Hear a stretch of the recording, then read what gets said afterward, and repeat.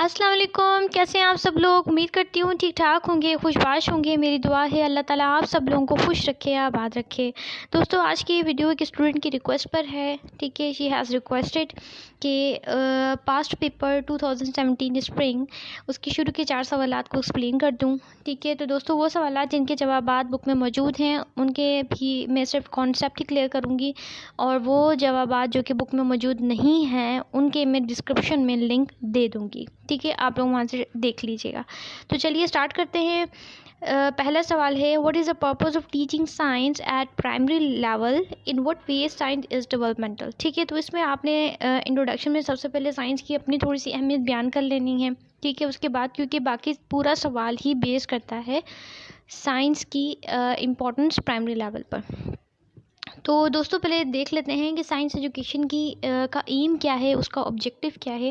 देखिए, साइंस जो है ना वो स्टूडेंट को इनकरेज करती है, उसको इस काबिल बनाती है कि उसका माइंड इंक्वायर बेस्ड हो जाए। ठीक है, यानी कि उसमें क्यूरोसिटी आ जाए अबाउट नेचर एंड साइंस के। कोई भी चीज़ वो देखे तो उसके दिमाग में ये सवालात उठें कि आया ये चीज़ कैसे बनी। ठीक है, ये कैसे प्रोसेस हो रहा है, ये तमाम चीज़ें। ठीक है, और दूसरा, ना सिर्फ जब आप उसको पढ़ाएं तो उसके दिमाग में सिर्फ नॉलेज आए, बल्कि उसका कॉन्सेप्ट अच्छे से क्लियर हो जाए। ठीक है, यहाँ तक कि वो स्किल उसमें पैदा हो जाए कि कोई भी प्रॉब्लम हो तो वो उसको सॉल्व करने की अप्रोच रख सके। ठीक है, दूसरा, उसमें डिसीजन की पावर आ सके। ठीक है, तो ये तमाम चीज़ें जो है हमें साइंस देती है, इसलिए साइंस की अपनी एक बहुत ज़्यादा इम्पोर्टेंस है। देखिए, अगर आप ठीक है साइंस को प्राइमरी लेवल में इंट्रोड्यूस करवा देंगे तो जब अपग्रेड लेवल पर बच्चा पहुंचेगा तो वो बहुत अच्छे से बड़े प्रॉब्लम्स को सॉल्व करने की सलाहियत रखेगा। अच्छा, उसके बाद 9 इसके जो हैं वो इम्पोर्टेंस हैं। ठीक है, इंपॉर्टेंट पॉइंट्स हैं जो कि इसकी इंपॉर्टेंस को बताते हैं प्राइमरी लेवल पर। ठीक है, इनके अंदर का जो सारा मटेरियल है वो लिंक में मैंने शेयर कर दिया है, वहाँ से अच्छे से पढ़ लीजिएगा। मैं इनकी हेडिंग्स को डिस्क्राइब कर लेती हूँ। देखिए, साइंस बेसिकली हमारी रोज़मर्रा ज़िंदगी से रिलेट करती है। आप साइंस पढ़ेंगे, साइंस सीखेंगे, आप अपनी रोज़मर्रा की ज़िंदगी को आसान कर लेंगे। ठीक है, first of all utilize developing math skills. आप मैथ स्किल्स सभी डेवलप कर सकते हैं जब आप मैथ्स को जांचेंगे। ठीक है, आप देखिए, आप एक शॉप पर कुछ ख़रीदने भी जाते हैं तो आप वहाँ मैथ्स का इस्तेमाल करते हैं। ठीक है, तो ये आपके मैथ्स के स्किल डेवलप करती है। वहाँ प्रॉब्लम सॉल्विंग अप्रोच देती है कि मैंने आपको इतने रुपए दिए, आपने मुझे इतने रुपए वापस कर दिए। ठीक है, अच्छा जी, उसके बाद ये स्टूडेंट को इनकरेज करती है कि वो सवालात पूछे। मैंने आपसे क्या कहा कि वो साइंस जो है बच्चे के माइंड को इंक्वायरी बेस्ड कर देती है कि वो इंक्वायरी करने लगता है, सवालात पूछने लगता है कि आए ये चीज़ हुई कैसे। दूसरा, जब बच्चे को सवाल उसके जहन में आता है तो वो सवाल पूछने के काबिल जब होता है तो ऑटोमेटिकली उसमें कॉन्फिडेंस बिल्ड हो जाता है। ठीक है, कैसे कॉन्फिडेंस बिल्ड होता है? जब वो सवाल पूछता है तो यानी कि वो क्लास के साथ दूसरे स्टूडेंट्स के साथ पार्टिसिपेट करने लग गया है। ठीक है, यानी उसने पार्टिसिपेशन करने लगी है तो ऑटोमेटिकली कॉन्फिडेंस बिल्ड हो गया। ठीक है, अब जब बच्चा पार्टिसिपेट करता है तो वो मज़ीद सीखता है। दूसरा, मैंने जैसे अच्छा, दूसरा ये कि वो कॉन्क्रीट से एब्स्ट्रैक्ट कॉन्सेप्ट की तरफ चला जाता है, यानी कि वो तमाम चीज़ें जो आपके हाथ में मौजूद हैं, जो मॉडल्स की फॉर्म में हैं, जो अल्लाह ताला ने बनाई हैं, वो तमाम चीज़ें तो आप देख के उसके बारे में क्वेश्चनिंग करते हो ना, लेकिन कुछ ऐसी चीज़ें हैं जो हमारे साइंटिस्ट लोग जो हैं वो एब्स्ट्रैक्ट वे में उसे एक्सप्लेन करते हैं, अपने दिमाग में सोचते हैं। जैसे आप फिज़िक्स पढ़ेंगे तो फिज़िक्स के जो तकरीबन तमाम लॉज हैं वो आपके एब्स्ट्रैक्ट बेस्ड हैं। ठीक है, आप उसे इमेजिन कर रहे होते हो कि अगर ऐसा हुआ, वहाँ से वो आया, वहाँ से वेक्टर आया, वहाँ से स्केलर आया। ठीक है, तो ये तमाम चीज़ें, यानी बच्चा अपने दिमाग में इतने बड़े बड़े इमेजिनेशंस करने लगता है।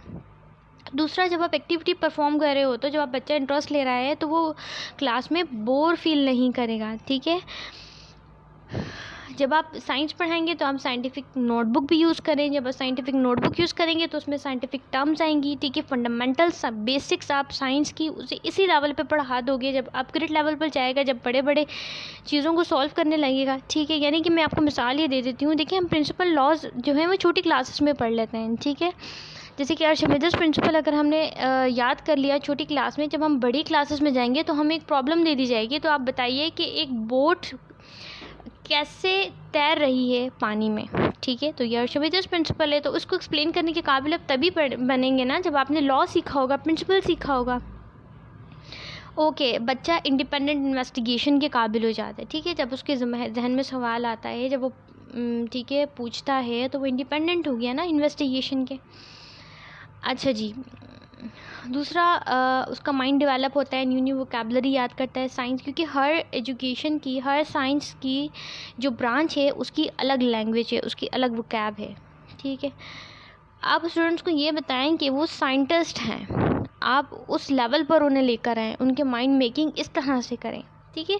तो स्टूडेंट्स ये तमाम इसके इम्पॉर्टेंट पॉइंट्स है जो मैंने एक्सप्लेन करती हैं आपके सामने। मज़ीद डिस्क्रिप्शन के लिए मैंने अपने डिस्क्रिप्शन बॉक्स में इसका लिंक दे दिया है, आप वहाँ से देख लीजिएगा। अब हम चलते हैं अगले सवाल की तरफ।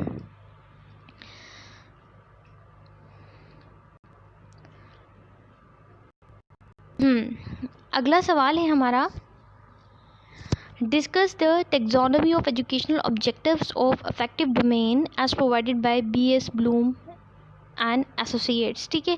अच्छा, एजुकेशनल ऑब्जेक्टिव्स ब्लूम टेक्सोनॉमी की 3 कैटेगरीज़ हैं, ठीक है, ये आप जानते हैं। एक है कॉग्निटिव, दूसरा है साइकोमोटर, तीसरा है अफेक्टिव। इन्होंने जो सवाल में पूछा है वो सिर्फ अफेक्टिव पूछा है, ठीक है, और बुक में अफेक्टिव इतना डिफ़ाइन नहीं हुआ। तो आप इसका लिंक भी मैंने डिस्क्रिप्शन बॉक्स में दे दिया है। बस वो जो लिंक दिया ना, आप उसी को अच्छे से समझ लें और याद कर लें, तो फिर आप पेपर में वो लिखेंगे, आपको बहुत अच्छे मार्क्स मिल जाएंगे, ठीक है। स्टूडेंट्स देखिए, सबसे पहले थोड़ा सा ब्लूम्स टेक्सोनॉमी को आप डिफ़ाइन कर लें। देखिए, जब अगर डायरेक्ट इफेक्टिव पूछ लिया गया ना, तो मेरा ये मशवरा है तो आप इंट्रोडक्शन में इफेक्टिव को ही डिस्क्राइब करें। देना है तो ज़्यादा से ज़्यादा सिर्फ इतना दीजिए कि देयर आर 3 कैटेगरीज, ठीक है, presented by the BS Bloom, इतना काफ़ी है। और फिर आपने बता देना ये कैटेगरीज़ है, और फिर आप इफेक्टिव को जो है वो डिस्क्राइब करना शुरू करते हैं। देखिए, अफेक्टिव डोमेन जो है वो सीधा आपके इमोशंस को से एसोसिएट है, ठीक है।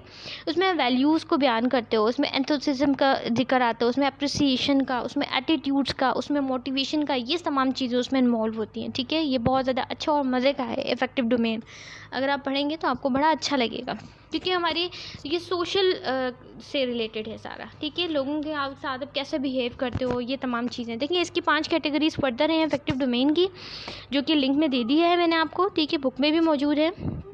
रिसीविंग फिनोमिना, ठीक, पहला है रिसीविंग फिनोमिना। रिसीविंग फिनोमिना में देखिए वो तमाम चीज़ें शामिल हो जाती हैं कि आप फर्स्टली किसी बंदे से मिल रहे हो, ठीक है, तो आप रिस्पेक्टफुली उन्हें सुने, उन्हें रिस्पेक्ट दें, ठीक है। दूसरा, अगर उन्होंने अपना नाम बताया है तो आप उस नाम को मेमोराइज़ रखें।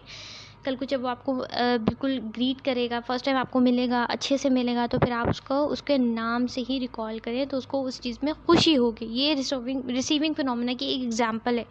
दूसरा है रिस्पॉन्स टू फिनोमिना। ठीक है, रिस्पॉन्स टू फिनोमिना में अगर क्लास की बेस पर बात की जाए तो यही है कि आप डिस्कशन में पार्टिसिपेट करें, ठीक है।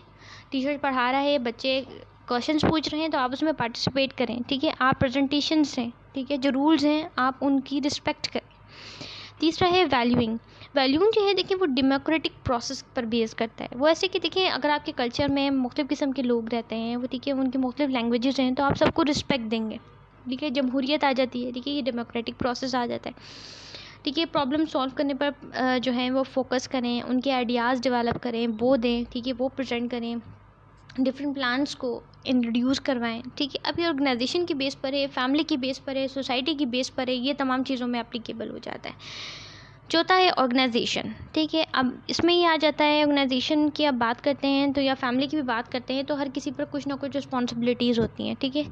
तो ऐसा ना हो कि एक ऑर्गेनाइजेशन में अगर कोई बंदा काम कर रहा है तो सारी की सारी रिस्पॉन्सिबिलिटीज़ उस पर डाल दी जाए, उसको कोई फ्रीडम ना दिया जाए, ठीक है। तो आपने नीड ऑफ बैलेंस को मेंटेन रखना है, किसके दरमियान, फ्रीडम के दरमियान और रिस्पॉन्सिबिलिटीज़ के दरमियान। फिर हर घर के कुछ रूल्स होते हैं, हर ऑर्गेनाइजेशन के कुछ रूल्स होते हैं, ठीक है। तो आपने उस एथिकल स्टैंडर्ड्स को जो है ना, उस प्रोफेशन के, जिस भी प्रोफेशन में आप हैं, उसको मेंटेन रखना है, उसकी रिस्पेक्ट करनी है, उसको फॉलो करना है, ठीक है। फिर आपने टाइम के प्रायोरिटाइज़ करना है, ठीक है। पहले किसको टाइम देना है, फैमिली को देना है, और ठीक है। अच्छा जी, उसके बाद हम बात करते हैं इंटरनलाइजेस वैल्यूज़ की, ठीक है। उसमें आप क्या करते हैं, उसमें आप लोगों को रिस्पेक्ट दें, उनको वैल्यू दें, उस पर नहीं कि जैसे वो दिखते हैं, उस पर जैसे वो हैं, ठीक है।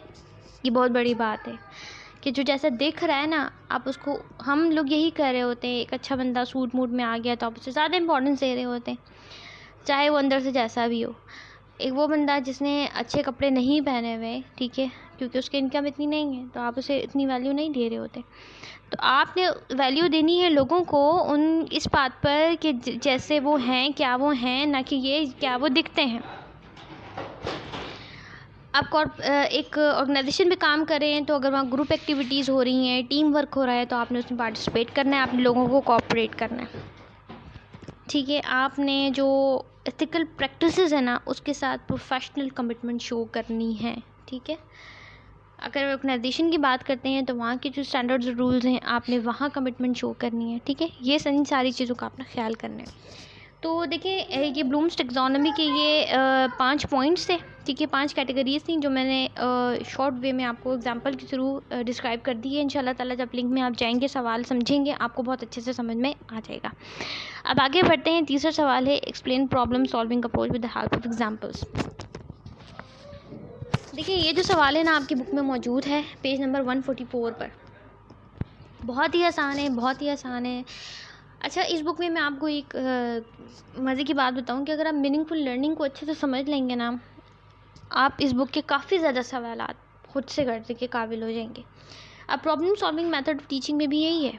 ठीक है, प्रॉब्लम सॉल्विंग अप्रोच भी यही है, जिसमें आप मीनिंगफुल भी बीच में डाल देंगे और ये भी डाल देंगे। ठीक है, अब मीनिंगफुल में सबसे पहली बात तो यही आ जाती है, जब स्टूडेंट जो होता है स्कूल लाइफ में होते हैं, कॉलेज लाइफ में होते हैं, तो उनके कॉन्सेप्ट्स क्लियर किए जाते हैं। ठीक है, उनको रूल्स याद करवाए जाते हैं, प्रिंसिपल्स, लॉज याद करवाए जाते हैं, ताकि वो आगे चलकर जो बड़ी क्लासेस में, बड़े यूनिवर्सिटी लेवल पर आ जाएं, तो उन लॉज को अप्लाई करने के काबिल बन जाएं। ठीक है जनाब, अब जैसे मैंने आपको आर्चिमीडेस प्रिंसिपल की एग्जांपल दी थी कि आपको स्टार्ट के लेवल में वो उसका लॉ समझाया गया है, ठीक है, याद करवाया गया है, लेकिन जब आप बड़े लेवल पर जाएंगे तो आपको ये कहा जाएगा कि आप बताइए कि शिप कैसे फ्लोट करता है सरफेस ऑफ वाटर पर। फिर आपको वहाँ आर्चिमीडेस प्रिंसिपल याद आएगा। यानी प्रॉब्लम सॉल्विंग अप्रोच ये होती है कि आप अपनी प्रीवियस नॉलेज को इंटरैक्ट करें अपनी न्यू नॉलेज के साथ। ठीक है, प्रॉब्लम सॉल्विंग का कॉन्सेप्ट जहन में यूँ बिठा लीजिए कि प्रॉब्लम सॉल्विंग का मतलब सिर्फ ये नहीं है कि आप रूल्स को अप्लाई कर देते हैं, बल्कि प्रॉब्लम सॉल्विंग का मतलब है आपने कुछ नया सीखना है। ठीक है, स्टूडेंट्स को हम क्या करते हैं, प्रॉब्लमेटिक सिचुएशन में डाल देते हैं। अब उसके ऊपर है कि वो प्रॉब्लम कैसे सॉल्व करता है। तो वो क्या करता है, अपनी पुरानी सारी नॉलेज जो उसने याद की हुई होती है, रूल्स हैं, लॉज हैं, प्रिंसिपल्स हैं, what ever the teacher taught है, वो तमाम रिकॉल करता है। ठीक है, और फिर उसमें से जो सूट कर रहा होता है मौजूदा प्रॉब्लम को, वो निकाल के उसमें अप्लाई करता है और उस प्रॉब्लम को सॉल्व करता है। सॉल्व करके फिर वो एक नया चीज़ सीखता है कि हाँ, इस सवाल का जवाब इस लॉ को अप्लाई करने पर मुझे मिला है। आगे समझ में। अच्छा, बुक में जो स्टेप्स दिए हैं दे आर वेरी इजी। ठीक है, ये आप एक्शन रिसर्च अगर आपने याद किया है, उनके जो स्टेप्स हैं वो भी बिल्कुल इसी तरह से हैं। ठीक है, क्या है, सबसे पहले स्टेप्स में आपकी हेडिंग आती है फेल्ट नीड। ठीक है, आपने ज़रूरत महसूस की, आपको डिफ़िकल्टी हुई, आपने प्रॉब्लम सॉल्व की। फिर आपने क्या किया, आपने प्रॉब्लम को पकड़ा, एक तरह से लिया, जब आपको ज़रूरत महसूस हुई, डिफ़िकल्टी महसूस हुई। फिर आपने क्या किया, उस प्रॉब्लम को रिकॉग्नाइज़ किया, वो है क्या। ठीक है, अगर वो है क्या, अच्छे से उसको समझा। ठीक है जनाब, प्रॉब्लम की नेचर क्या है, मज़ीद उसको क्लियर किया। फिर आपने देखा अगर ज़रूरत पड़ी तो उसके मुतालिक डेटा कलेक्शन स्टार्ट कर दी। ठीक है जनाब, जब डेटा कलेक्शन आपने स्टार्ट की, फिर उस डेटा कलेक्शन की बेस पर आपने एक टेंटेटिव या पॉसिबल सॉल्यूशन प्रेजेंट कर, जिसको हम हाइपोथेसिस कहते हैं। ठीक है, कि ये करने से ये हो जाएगा। ठीक है, जैसे मैंने सपोज टू बी मलेरिया फैला हुआ था, तो मैंने, जैसे अभी कोरोना फैला हुआ है, तो मैंने इन्वेस्टिगेशन स्टार्ट कर ली। तो फिर मुझे पता चला कि जो मलेरिया है वो मच्छर के काटने से पैदा। ठीक है, जहाँ जिस इलाकों में मलेरिया ज़्यादा है वहाँ मच्छर की तादाद ज़्यादा है। फिर मज़ीद इन्वेस्टिगेशन हुई तो पता चला कि मच्छर के ब्लड में, ठीक है, वो जरासीम पाया जाता है जो कि मलेरिया कॉज करता है। मैंने एक हाइपोथेसिस दे दी, मैंने अभी इन्वेस्टिगेट नहीं किया, मैंने जस्ट हाइपोथेसिस दे दी अपनी डेटा की बेस पर, हाइपोथेसिस दे दी। अच्छा जी, अब हाइपोथेसिस को टेस्ट करना है। ठीक है, फिर मैंने एक्सपेरिमेंटेशन स्टार्ट कर दी। जब एक्सपेरिमेंटेशन स्टार्ट कर दी, फिर मैंने फाइनल कंक्लूजन निकाला और फिर मैंने एक जनरलाइजेशन दे दी कि हाँ, मेरी हाइपोथेसिस ठीक थी और ये जो है ना, इसी वजह से होता है। आगे समझ में। हाइपोथेसिस को जब आप एक्सपेरिमेंटेशन के बाद प्रूव करोगे तो आप एक जनरलाइजेशन बनाओगे, और वो तमाम स्टेप्स इन्वॉल्व हैं प्रॉब्लम सॉल्विंग अप्रोच में। ये बेसिकली साइंस के दायरे में रहते हुए प्रॉब्लम सॉल्विंग अप्रोच है। ठीक है जनाब, आगे बढ़ते हैं। अगला सवाल है आपके पास। अच्छा, difference between rote learning and meaningful learning, which approach is better for learning in science concepts. ठीक है, मैंने आपको दोनों लर्निंग आपको बता दूंगी, डिस्क्राइब कर दूंगी। इसके बाद ये डिसाइड आपने खुद ही करना है। ठीक है, वैसे मेरी नज़र में दोनों की अपनी जगह बहुत अहमियत है। अच्छा जी, रोट लर्निंग क्या है? सिंपल, इसको आप एक मायने में ले लीजिए, रट्टा लगाना। ठीक है, आज के जो पब्लिक एजुकेटर्स हैं ना, आज के जो पब्लिक एजुकेटर्स हैं वो इसको बिल्कुल भी अहमियत नहीं देते। इसको आउट ऑफ स्टाइल समझते हैं, इसको माइंडलेस समझते हैं, इसको बोरिंग समझते हैं। रोट लर्निंग के मायने हैं कि किसी भी चीज़ को आप फ्रीक्वेंट रिपीटेशन से बार बार पढ़ के उसने दिमाग में फिक्स कर लो विदाउट अंडरस्टैंडिंग। ठीक है जनाब, to fix in memory by means of frequent repetition, ये जो है वेबस्टर की डिक्शनरी के मुताबिक है। और मुख्तलिफ डेफिनेशन है इसकी। रोट मेमोराइजेशन कहते हैं, या लिटिल इंटेलिजेंस का इस्तेमाल करना है, सिर्फ मेमोरी का यूज़ करना है। ठीक है, मैकेनिकली किसी चीज़ को देखना है। ठीक है, इंटेलिजेंस का इस्तेमाल किए बगैर, ये मुख्तलिफ डेफिनेशन इसकी आ जाती हैं। लेकिन रोट लर्निंग की अपनी इम्पॉर्टेंस है, उससे आप इनकार नहीं कर सकते। वो क्या इंपॉर्टेंस है? देखिए, सबसे इम्पॉर्टेंट ये है कि चाइल्ड डिसेबिलिटी। कुछ बच्चे बी को डी लिख देते हैं, डी को बी लिख देते हैं। ठीक है, स्मॉल लेटर्स में मिस्टेक कर जाते हैं। कुछ 17 को 71 कर जाते हैं, यानी लेफ़्ट राइट को रिकॉग्नाइज करने में डिसेबल होते हैं। ठीक है, रिकॉग्नाइज नहीं कर पा रहे होते, उनके लिए रोट लर्निंग बहुत इंपॉर्टेंट है। दूसरा, देखिए, आपके तमाम जो अरिथमेटिकल फैक्ट्स हैं, जो आपके मैथ्स के टेबल्स हैं, उन तमाम को समझते तो नहीं है ना आप, उन सबको तो आपने रट्टा ही लगाना है जो हम बचपन से लगा रहे होते हैं। अगर रोट लर्निंग ना होती तो फिर क्या होता? ठीक है, आप ABC जो आपके लेटर्स हैं सीक्वेंस में नहीं याद करते हो, वो कुछ समझने की चीज़ तो नहीं है, वो तो याद करने की चीज़ है ना। तो अगर रोट लर्निंग ना होती तो ठीक है, आज आपने ये फिक्स्ड ऑर्डर अल्फ़ाबेट्स के याद किए हैं, उसके बाद ही आप वर्ड्स बनाने के, फ्रेजेस बनाने के, सेंटेंसेस बनाने के काबिल हुए हैं ना। आप पोएम्स याद करते हैं, वर्सेस याद करते हैं, आप जो आपकी सेक्टेड बुक्स हैं, ठीक है, उनकी आया याद करते हैं। ये तमाम रोट लर्निंग ही तो है। रोट लर्निंग की अपनी बहुत ज़्यादा इम्पोर्टेंस है। आज आपको टेबल्स याद हैं तो आप मल्टीप्लाई के क्वेश्चन सॉल्व कर सकते हो ना। अब आपको काउंटिंग याद है तो आप सब्सट्रैक्शन और एडिशन वगैरह के सवालात कर सकते हैं ना। और जो न्यू एजुकेटर्स हैं और जो ट्रेडिशनल एजुकेटर्स हैं, उन दोनों के दरमियान ये तज़ाद चल रहा है। ठीक है जनाब, क्योंकि जो न्यू एडवोकेट्स हैं वो समझते हैं कि एक पैरेट फैशन है, वो डिस्करेज करते हैं न्यू करिकुलम में से बिल्कुल भी ऐड ना किया जाए। ठीक है, लेकिन जो दूसरे साइंटिस्ट हैं, जो हमारे ट्रेडिशनल हैं, वो इस चीज़ को नहीं मानते। न्यू एडवोकेट्स कहते हैं कि पूरा करिकुलम जो है मास्टरी ऑफ कॉन्सेप्ट्स पे बेस्ड होना चाहिए। ठीक है जनाब, जिसमें प्रॉब्लम सॉल्विंग अप्रोच हो, वेरिफिकेशन ऑफ लॉज, प्रिंसिपल्स, ये तमाम चीज़ें होनी चाहिए। जबकि जो ट्रेडिशनल एडवोकेट्स हैं वो कहते हैं कि भाई रोट लर्निंग की एक अपनी इम्पोर्टेंस है। आप फॉरेन लैंग्वेज को याद करो, आप अल्फ़ाबेट्स को याद करो, जूइश हो गए, मुस्लिम्स हो गए, उनकी ये अप्रोचेज़ हैं कि वो अपनी हॉली बुक्स को लर्न करते हैं। ठीक है, ये एनालिटिकल्स, ये तमाम चीज़ें जो हैं वो तमाम रोट लर्निंग पर ही तो बेस करती हैं। ठीक है, तो ये तमाम थी रोट लर्निंग। अब हम मीनिंगफुल लर्निंग की तरफ आते हैं। ठीक है, अच्छा, मीनिंगफुल लर्निंग के दो इम्पोर्टेंट पॉइंट्स और गोल्स हैं। एक रिटेंशन है सॉरी, दूसरा ट्रांसफ़र है। देखिए, रिटेंशन में होता है कि टीचर ने आपको पढ़ाया, स्टूडेंट ने उसे याद कर लिया।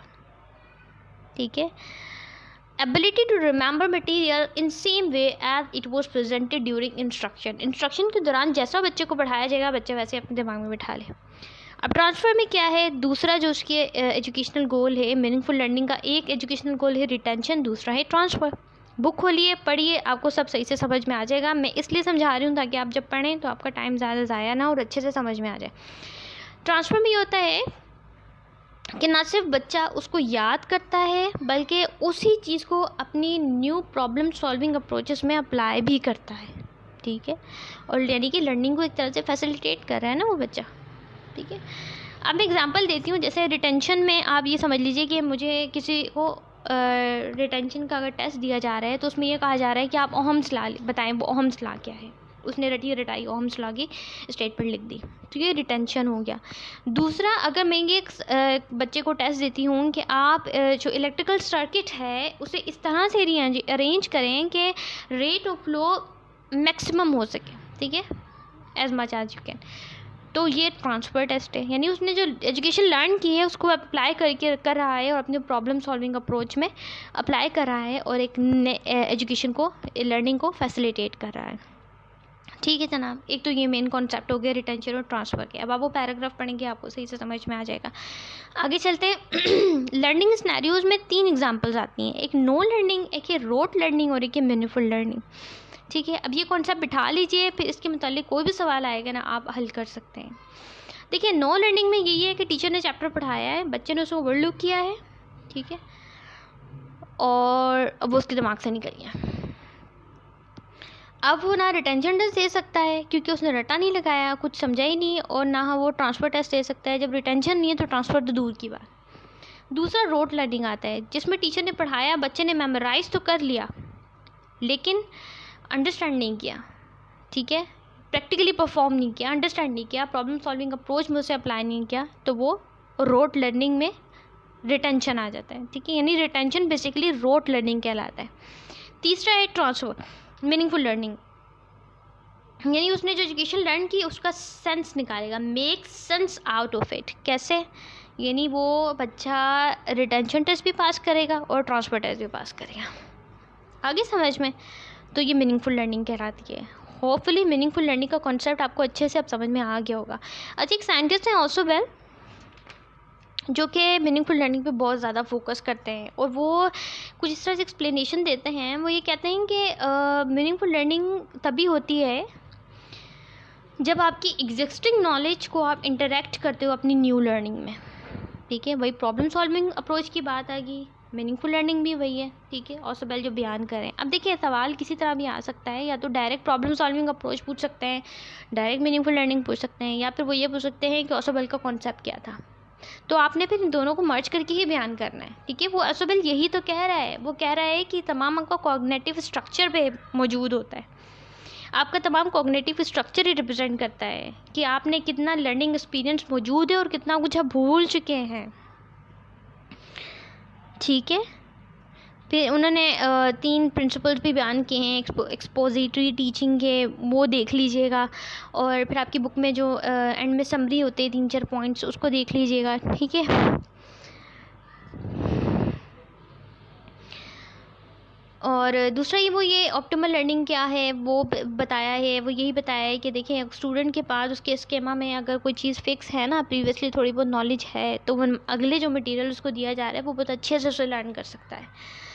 ठीक है, कॉग्निटिव स्ट्रक्चर बेसिकली क्या है कि स्टेबल ऑर्गेनाइजेशन ऑफ कॉन्सेप्ट्स है बच्चे के माइंड में या इंसान के माइंड में, जो एक स्टेबल ऑर्गेनाइजेशन है ना, इसके बाद ये, इसके बाद ये, इसके बाद ये, उस, ठीक है, कॉन्सेप्ट्स की, एक्सपीरियंसेस की, उसे कॉग्निटिव स्ट्रक्चर कहते हैं।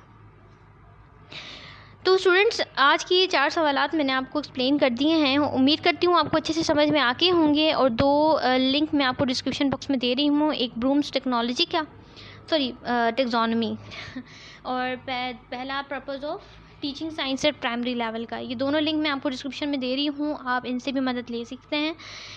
Best of luck for your paper.